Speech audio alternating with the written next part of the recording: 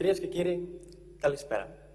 Πρώτα απ' όλα θα ήθελα να ευχαριστήσω τον παρόντο βουλευτή του κυβερνώντος κόμματος, τον κύριο Εμμανουελίδη, για αυτή τη μοναδική ευκαιρία να επισκεφτούμε σήμερα αυτό τον αξιοπρεπή οίκο, του οποίου το όνομα Βουλή μας γεμίσει όλους σεβασμό και δέους απέναντι στην ευρύτατη της ιστορία και στη βαθιά της σημασία για τον ελληνικό λαό.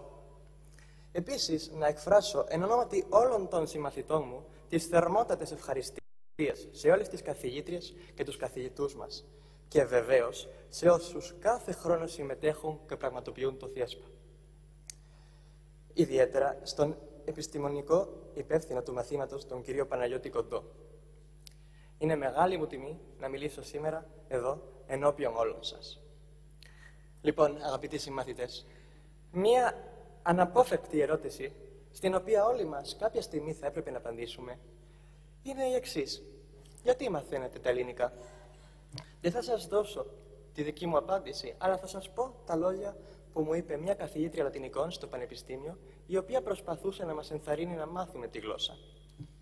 Τα ελληνικά, είπε, είναι γλώσσα τέχνης, γλώσσα ιστορίας, γλώσσα αγάπης, γλώσσα πάθους, γλώσσα δέους, γλώσσα χαράς. Νομίζω ότι όλοι συμφωνούμε. Οι περισσότεροι από εμάς δεν μαθαίνουμε τη γλώσσα λόγω δουλειάς, σπουδών ή οποιασδήποτε οικονομικής ανάγκης, όπως συνήθως συμβαίνει με άλλες ξένες γλώσσες. Όχι, εμείς τη μαθαίνουμε ελεύθερα και ευχαρίστως, απολαμβάνοντας κάθε λέξη, κάθε ποίημα, κάθε τραγούδι, κάθε κουβέντα. Βέβαια, γι' αυτό δεν φταίει μόνο η γλώσσα, αλλά επίσης οι ομιλητές της και η ίδια η χώρα, η κοσμοξακουσμένη φιλοξενία των Ελλήνων. Η χαρά τους, ακόμα και στις δυσκολίες που έπαθαν και από τις οποίες δυστυχώς μερικοί ακόμα πάσχουν, ο θερμός τους χαρακτήρας και ο βαθύς τους σεβασμός προς τη γλώσσα και την ιστορία τους είναι κάτι αξιοθαύμαστο και αξιέπαινο. Όσον αφορά την Ελλάδα, όσα και αν έλεγα, θα έμοιαζε μια αμυδρή αντανάκλιση της αλήθειας. Μπορεί κανείς άραγε να αμφιβάλλει για ποιο λόγο μαθαίνουμε την ελληνική τη γλώσσα? Θεωρώ όμως, αγαπητοί συμμαθητές, πως όπως σε κάθε τίμη ανταλλαγή, δεν είναι καθόλου δίκιο εμείς να λαμβάνουμε συνέχεια τόσα καλά από την Ελλάδα, χωρίς να δώσουμε εμείς κάτι πίσω. Έχουμε λοιπόν σοβαρά καθήκοντα προς αυτή την χώρα. Όντως, σε αυτές τις δύσκολες εποχές απεσιοδοξίας θα ακούμε δυσμενείς προσβολές και άτιμες λέξεις κατά της Ελλάδος, των Ελλήνων ή της ελληνικής γλώσσας.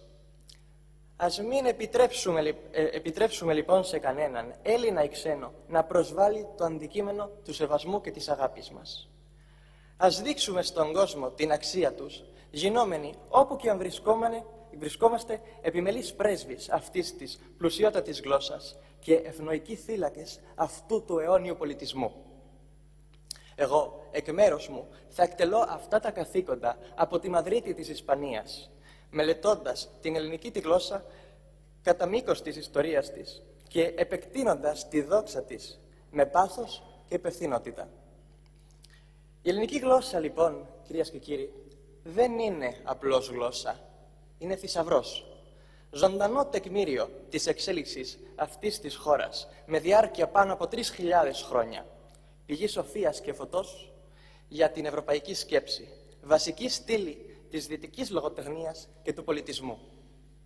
Ως εκ τούτου, είναι φανερό πως η ελληνική γλώσσα ανήκει όχι μόνο στους Έλληνες, αλλά κατά κάποιον τρόπο σε όλη την οικουμένη. Πώς να μην την προστατεύουμε? Τη γλώσσα μου έδωσαν ελληνική, έγραψε ο διάσημος Ολίτης. Εμάς βέβαια, και με αυτό τελειώνω, δεν μας την έδωσαν ελληνική.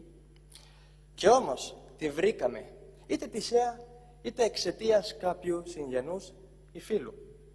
Την υποδεχτήκαμε εγκάρδια και τη φροντίσαμε σαν τη δική μας, ώστε να γίνει ένα ουσιαστικό μέρος όλων μας. Ευχαριστώ για την προσοχή σας.